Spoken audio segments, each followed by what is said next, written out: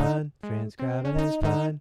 Yeah, yeah. I absolutely love those 7 bars. He's playing the melody to start, he's embellishing it a little bit, and then he just ends it with such a hip, clean, it's a diatonic 2/5.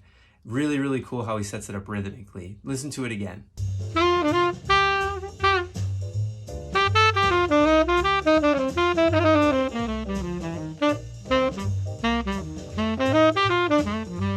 Yeah, so he's just ending that phrase with a diatonic 2/5. That's super, super hip.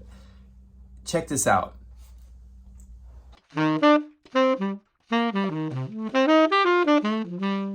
You dig? Later. Transcribing is fun. Yeah, yeah.